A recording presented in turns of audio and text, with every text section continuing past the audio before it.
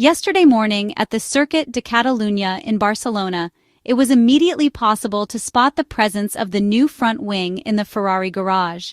There were not only structural modifications, such as a different weave of the carbon fiber layers to increase stiffness and pass the FIA's stricter checks, but also some aerodynamic changes. However, on the SF25 single-seater in Barcelona, we will also see the adoption of a different rear wing specification. After the medium-load V-shape, which was the most used, and the high-downforce version from Monte Carlo, which was a carryover from last season, the Spanish Grand Prix features an evolved 2024 specification for medium-high downforce. But that's not all. Two different rear wing specifications were present in the Ferrari garage yesterday. While walking down the pit lane on Thursday morning, in addition to the updated front wing spec, it was possible to notice, on Charles Leclerc's car, a rear wing different from those used so far. The main plane had a more extended spoon shape and appeared to be a medium-high downforce spec. According to various reports in the Italian and international media, that is the medium-high downforce specification Ferrari introduced last year, which is available again this weekend in Spain, but which we can categorize as Plan B. In other words, it is not the specification the team plans to race with this weekend based on simulator testing. Instead, the new rear wing was mounted for the time being on Lewis Hamilton's car and was seen when the number 44 SF25 was rolled out of the garage. In this case, it is a new specification featuring updates to the lateral tips, the area where the main plane connects with the endplate and the flap of the DRS wing. This modification is meant to energize the vortices produced in a zone where teams have recently placed significant focus, implementing increasingly extreme and innovative solutions. The aim is always to extract that extra bit of downforce as efficiently as possible. Both drivers will clearly have the new front wing available from the start. The Ferrari engineers and technicians took advantage of the structural changes that needed to be made to introduce an aerodynamic update on this element directly in Barcelona. On Lewis Hamilton's car, it was possible to see the new specification, with the most significant changes in the endplate area visible from the side. What is interesting is that Ferrari seemed to have taken inspiration from technical partners Haas. The American outfit, who have yet to win a race in Formula One, have used a wavy design for the rear part of the endplate, which Ferrari looked to have adopted for their new front wing for Barcelona. This is not the first time the Maranello outfit have taken inspiration from their partners for their 2025 car. Ferrari copied Haas's extra slots around the airbox to improve cooling on the SF25. However, the partnership has not seen things work the other way, as Haas refused to adopt Ferrari's new front suspension in 2025. The team, spearheaded by Ayao Komatsu, will be proud of their start to the season as they sit sixth in the constructors' standings. Ferrari will be desperate for their upgrades to work, and for the gap to be narrowed at the Circuit de Catalunya in Barcelona. Lewis Hamilton is suffering from a chronic lack of confidence in the front end of the car, which he hopes will improve over the next few races. It is not currently known how much of an effect the new rules will have on the field, with McLaren stating it will have little difference to the pecking order.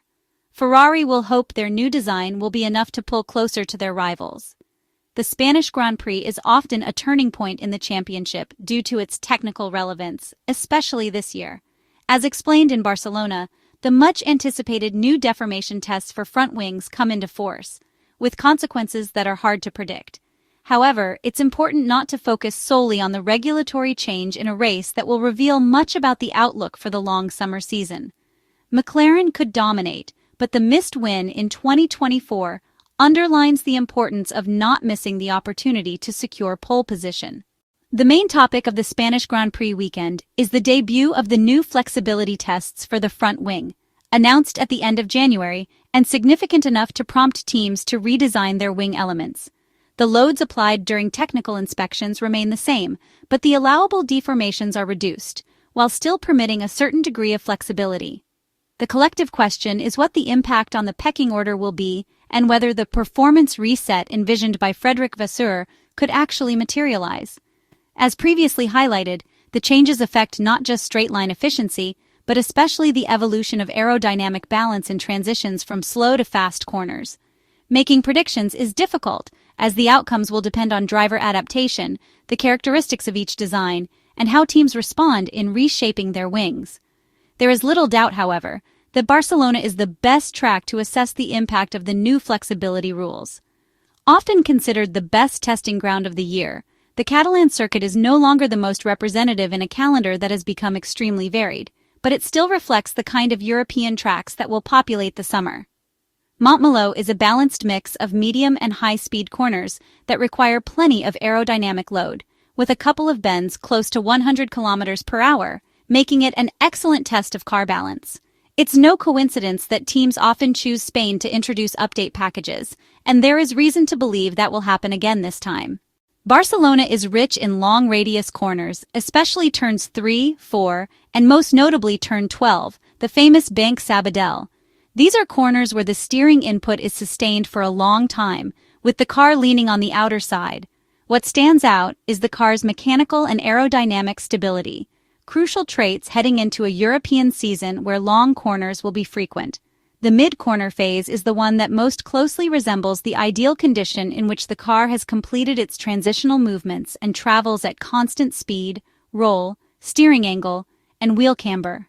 It's a period during which the driver must be able to rely on a strong aerodynamic platform with consistent load and balance, key for staying on the grip limit without battling an unsettled car. In Spain, the hardest compounds in the range return, C1, C2, and C3, last used in Bahrain. It's a mandatory choice by Pirelli to deal with a track that, thanks to its long-loaded corners, high speeds, and high downforce configurations, generates lots of energy in the tires.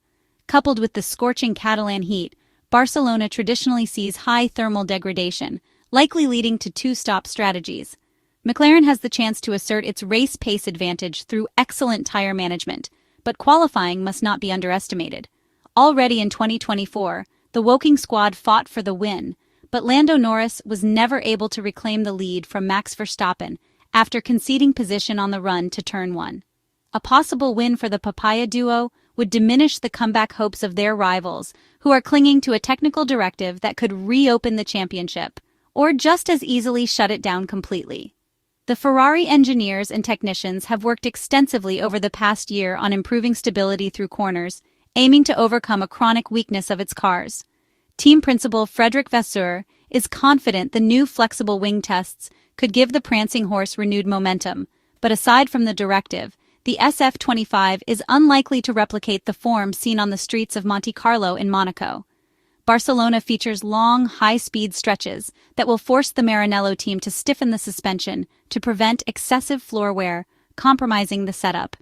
Still, Ferrari will try to capitalize on its strong aerodynamic load in fast corners, and particularly on the smooth asphalt surface, which could mitigate issues with ride height management.